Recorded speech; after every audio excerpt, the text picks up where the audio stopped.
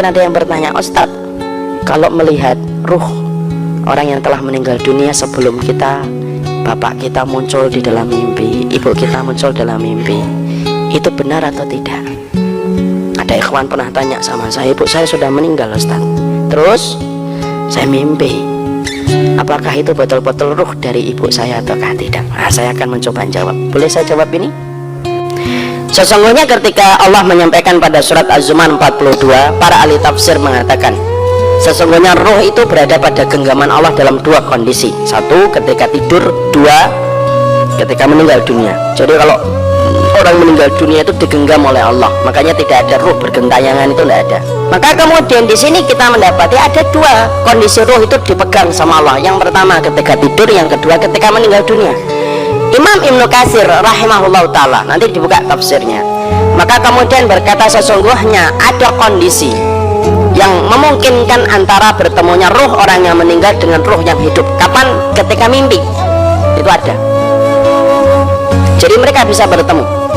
Berdasarkan kepada dalil ini bahwasanya mereka bertemu pada mimpi. Kenapa? Allah menggandingkan kalimat Allah menggenggam ruh orang yang hidup ketika tidur dan ruh orang yang meninggal dunia. Bedanya, orang yang mati kalau meninggal dunia tetap digenggam dan tidak bisa balik, makanya dinamakan barzakh.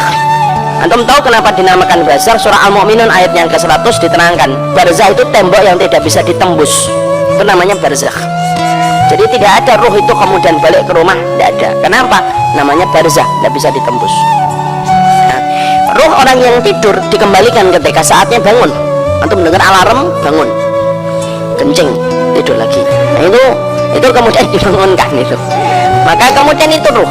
Nah, para ulama lalu menerangkan ketika dalam kondisi tidur, disitulah kemudian kemungkinan untuk bertemu antara ruh orang yang meninggal dunia dengan ruh yang meninggal dunia dengan ruh yang masih hidup. Tetapi itu hanya di dalam mimpi. Tidak ada ruh kemudian jalan-jalan, kok tidak ada. Saya diikuti ibu saya, mana ada diikuti.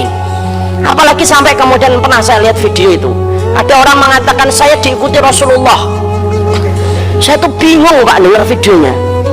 Saya nyetir ada Rasulullah di samping kiri saya. Saya tuh bingung dengar videonya. Sejak kapan Rasulullah itu ngikutin kita? Bukannya kita yang ngikutin Rasul, malah ini ngikutin Rasulullah, ngikutin kita. Ini gimana sih ini kayak gini nih? Nggak boleh kemudian kalau bicara di dalam agama kayak gitu. Maaf, ini saya harus luruskan. Ada orang ngaku Rasulullah ngikutin saya kemana-mana. Itu ketika saya dengar itu bingung kepala saya itu. Karena tidak mungkin lah Rasulullah itu ngikutin kita, itu tidak mungkin. Kita yang ngikutin Rasul, bukan kemudian Rasulullah ngikutin kita. Dan orang yang paling berhak untuk kemudian diikuti Nabi itu ya harusnya Abu Bakar, orang teman dan sahabatnya. Ya atau tidak pak? Jangan bicara sesuatu yang sifatnya nanti akan menumbuhkan fanatisme buta kepada seseorang itu, dan itu tidak benar. Sekarang mari kita kembali, bagaimana kondisinya kalau ruh itu bertemu dalam mimpi? Kalau kita bermimpi ketemu dengan ruh orang yang telah meninggal dunia, maka pada hakikatnya itu adalah benar. Itu adalah benar. Makanya kemudian dikuatkan ini dalam satu riwayat yang sahih, bahwasanya pada satu peristiwa ketika habis pada zaman Abu Bakar radhiyallahu anhu, ada perang Yamamah. Ada perang Yamamah. Ada salah satu sahabat yang bernama Thabit bin Qais ikut perang Yamamah. Tahu perang Yamamah? Perang antara para sahabat dan VS menghadapi Nabi palsu Musailamatul Kadzdzab di sebuah tempat yang bernama Yamamah. Ada seorang sahabat itu, Thabit bin Qais itu mengikuti peperangan itu dan beliau gugur. Karena perang Yamamah itu perang yang cukup menguras tenaga dan banyak sekali mengalirkan darah para sahabat dan para qurra yang menghafalkan Quran. Termasuk yang gugur itu Thabit bin Qais. Thabit bin Qais itu meninggal dunia. Maka setelah beberapa hari Thabit bin Qais itu meninggal dunia, dikuburkan, maka kemudian ada seorang sahabat itu didatangi oleh Thabit bin Qais dalam mimpi.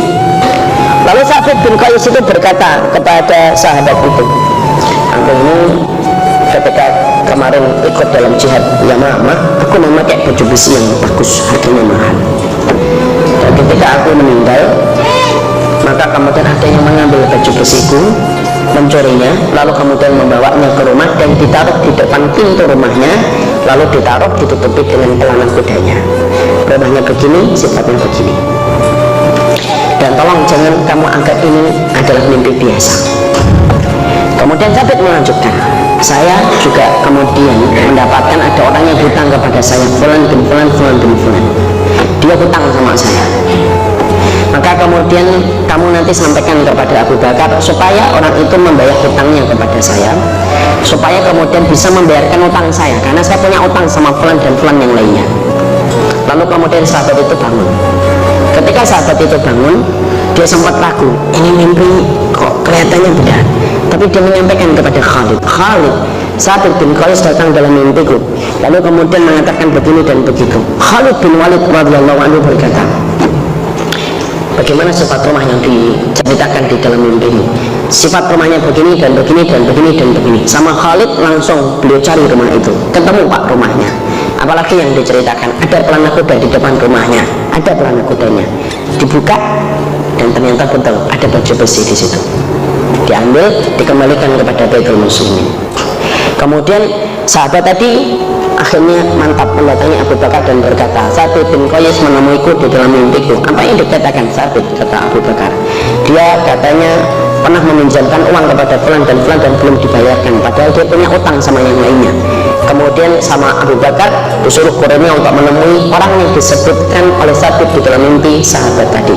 Ketemu orangnya, ditanya, kamu punya utang sama Sabit bin Qais? Ya, bayar utangnya, dia telah meninggal dunia. Dibayar utangnya, kemudian setelah itu Abu Bakar dibayarkan kepada orang yang pernah dihutangi oleh Sabit bin Qais.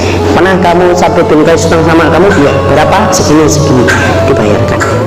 Sampai kemudian para ahli tafsir berkata, itulah wasiat orang yang meninggal dunia yang pertama kali dipenuhi sama orang yang hidup. Paham di sini? Ini hadisnya sahih. Hadisnya sahih. Berarti ini menjelaskan kepada kita bahwasanya kalau antum tiba-tiba ditinggalkan ibu antum beberapa tahun, tiba-tiba ngeliat ibu antum pakai dasar diam, itu benar. Kecuali kalau perintahnya bertentangan kitabullah dan sunnah, bunuh anakmu, itu tidak ada. Tidak ada. Tapi kalau kemudian itu dalam konteks bahwasanya itu adalah kemudian kita bermimpi dan melihat, maka sesungguhnya itu adalah benar. Itu saja yang diceritakan di dalam masalah ruh.